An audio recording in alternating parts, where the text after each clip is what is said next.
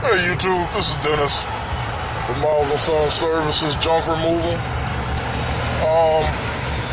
Doing this video today. I was trying to do it the other day, but I got a phone call in the middle of doing the video, so I ended the video and answered the phone call. So, doing this video because we have had to change banks. You know, guys, I was talking about, keeping your personal finances separate from your business finances, because you keep those things together, it's going to make a mess. So our problem is we get so much cash so fast that sometimes we spend the cash that's supposed to be coming up next, and that causes a problem. But I had to talk to a couple of different bankers and financial planners, a couple of years ago, and they explained to me your problem is coming because you got everything in the same account. But don't do that, guys, like I was doing. Keep what's business, and keep what's personal. That way you don't get to a place where you can't see the fruit of your labor. I mean, if the business account doesn't have anything, you make a way to put it there, and if the personal account doesn't have anything, you just don't bother with it. You got to be wise when you're dealing with finances, because bad finances could make or break your business. I encourage you guys to sit down and talk to financial planners when you get a second. Sit down and talk to your local banker, whatever bank you bank at. Go to the branch, your local branch, make an appointment, sit down, pull up your financial records, and, go over everything with your banker. See if there's some leaks that are in your way of spending that you can find, that you can plug up, so you can maximize all of your profits. Also, make sure you research banks. Don't just jump on a bank because of name. Know what your needs are, know what your goal is, and find the right bank that's going to help you achieve those goals. Sometimes a bank it can outgrow you, and sometimes you can outgrow a bank. It's just like any other relationship. You got to find what is going to fit for you, what is going to meet your needs, and are you going to be able to meet the criteria of that bank? Don't try to jump on the big banks just because they're big banks.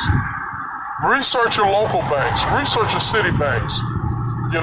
Research your mid-sized banks. I mean, your big banks, you have your Chase, you got your Bank of Americas, you got your Wells Fargo.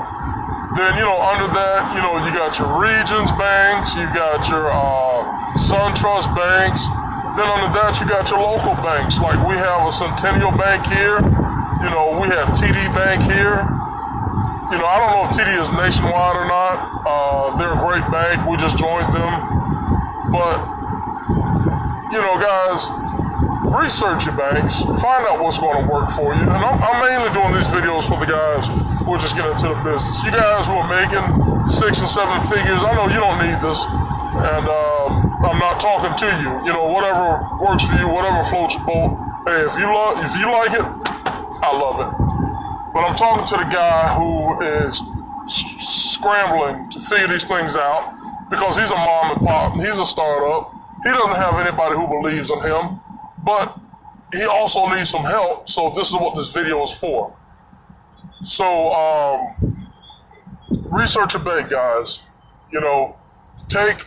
I would encourage you to take a piece of what you make off of every job and put it into a business savings account. If you can't do that, try to designate 20, 25 bucks a week to go into a business savings. It's always good to have some emergency money. Take your scrap money if you can. Take 50%, 25, 50%, put into a business savings, see how that works out for you. If you're reselling, take a percentage of that. Because if you're reselling on platforms like eBay, Amazon, Mercari, Etsy, you incur shipping fees, you incur, fees that you got to pay those guys. That's all good and fine. But take a percentage of those sales and put it in your savings account, your business savings. Don't touch it. If you can, put yourself on a salary.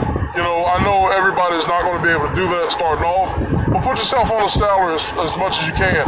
Take the money from the safe, put everything that you can into your business account, and take it and disperse it into your savings account and then into your personal account, however you need to. Guys, always look for your next move. Are you doing this to have to be self-employed? Are you doing this to have a glorified job? Are you doing this so you can build it to sell it if you want to? What are you doing this for? Are you doing this to add to it? You know, like I said, a couple of months ago, we started the lawn care. Man, that thing exploded like fire. You know, I don't know what the rest of the nation is like, but down here in Tampa, man, listen, if you want to make some money, you can make some money cutting the grass down here in Tampa. You know, but our goal is also to open up the moving company and also to invest in real estate.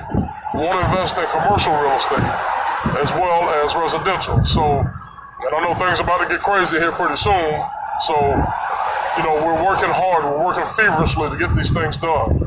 But listen, research your banks. Find the right bank for you. Stay on top of your finances. Talk to a certified financial planner.